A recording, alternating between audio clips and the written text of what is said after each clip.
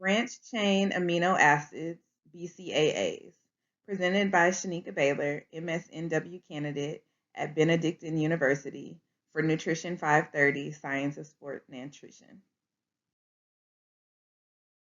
Branched-chain amino acids, or BCAAs, as they'll be referred to throughout the presentation, are essential amino acids.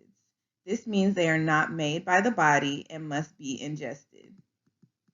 Leucine, isoleucine, and valine comprise the BCAAs. They are different from other amino acids in that they are broken down in the skeletal muscle and not in the liver.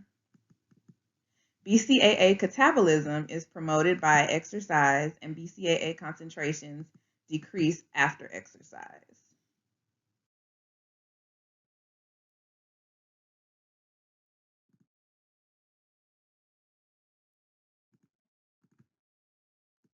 The sarcolemma is the sheath that surrounds the skeletal muscle. During resistance exercise, the sarcolemma is torn and muscle proteins, creatine kinase, lactate dehydrogenase, and myoglobin are leaked into the bloodstream, leading to muscle soreness and increasing time of recovery. Ingestion of BCAAs before and after resistance training help to decrease these leaks by maintaining muscle integrity. By strengthening the muscle cell wall, BCAAs decrease the amount of creatine kinase and lactate dehydrogenase in the bloodstream. This decreases the secondary phase of muscle recovery. Leucine also helps to suppress muscle breakdown after exercise, which improves the sarcolemma. In endurance athletes, ingestion of BCAA stimulates protein synthesis and decreases muscle proteolysis, leading to an improved sarcolemma. Ingestion of BCAAs also stimulates insulin and human growth hormone, leading to an increase in testosterone, which creates a more anabolic environment and increased protein synthesis.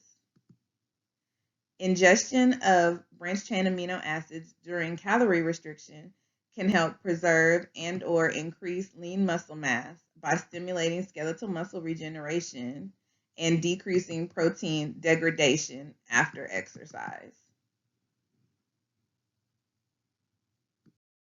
Based upon the studies reviewed, the intended uses for branched-chain amino acids are enhanced muscle recovery after resistance training, maintenance of lean muscle mass during resistance training while on a calorie-restricted diet, decreased muscle protein breakdown and increased muscle synthesis in endurance athletes, and delayed onset of muscle soreness.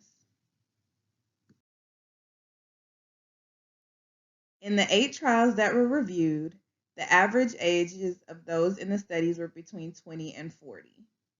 The studies examined the effectiveness of BCAAs in both men and women, resistance-trained athletes, professional athletes, as well as sedentary individuals. There were various exercise protocols that included running, squatting, and cycling. The biggest difference in all of the trials was the dosing protocol. Doses were given before and after exercise, given twice daily on days only that exercise was conducted, given as only a bolus before exercise, or given 2 to 3 times a day for the length of the experiment. The total dosages also varied, as some were based upon weight and some were based on a general dose.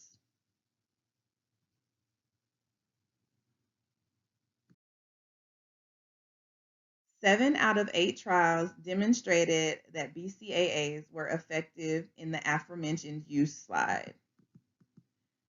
There was a decrease in recovery time, decrease in muscle soreness, maintenance of lean muscle mass when consuming a hypocaloric diet, and increased protein synthesis by improving hormonal responses after exercise.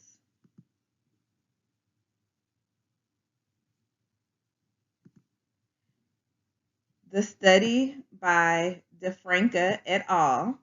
showed that BCAAs were ineffective in improving exercise performance.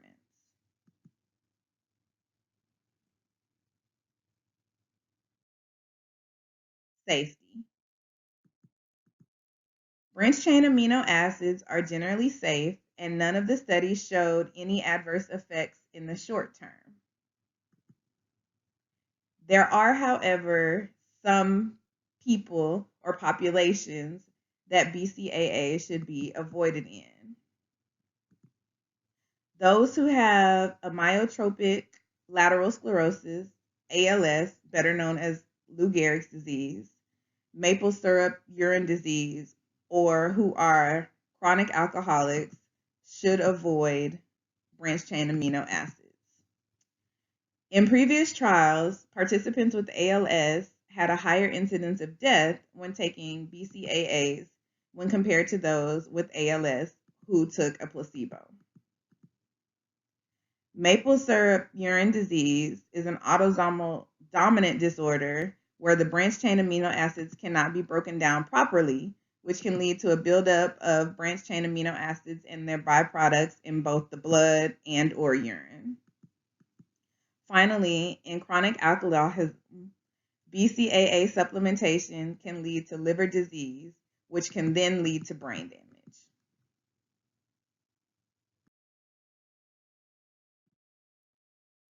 Legality. The National Collegiate Athletic Association, or NCAA,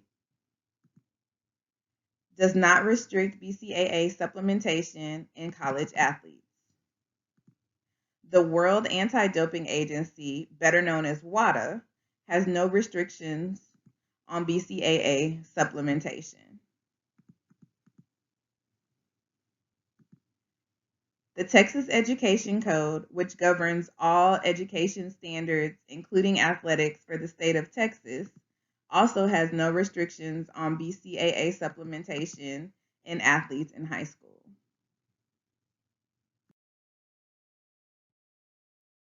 Dosing and pricing. Based upon the exercise protocols, the recommended dosage for BCAA is between 5 to 20 grams daily, usually in divided doses. Essential IBCAA by MyProtein is third-party certified by Informed Sport. On its website, it costs $16.99 for a half-pound bag. One serving is 5 grams, and the recommended dosage is 10 grams twice daily. Based upon the recommended dosage, a half-pound bag will last about 11 days. A consumer would need 3 bags for a 1-month supply, and this would cost them approximately $51 a month. Extend BCAA by Cybation is NSF certified and was another product that was utilized in the studies. This company produces 2 different container sizes. On their website, it shows that the 416-gram container costs $29.99 and that the 1,248-gram container is $64.99. The company does offer the supplements for a cheaper price if one were to subscribe monthly, as opposed to just buying 1 container at a time. 1 serving of Extend has 7 grams of BCAA, and the recommended dosage is 14 grams per day.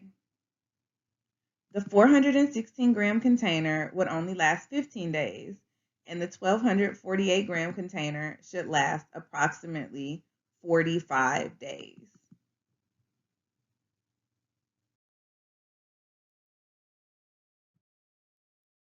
So, BCAAs have been shown that they are effective in muscle recovery after resistance and enduring training. They have also been shown that they are useful in maintaining lean muscle mass when trying to decrease fat mass during resistance training on a hypocaloric diet. They have also been shown to improve delayed onset muscle recovery.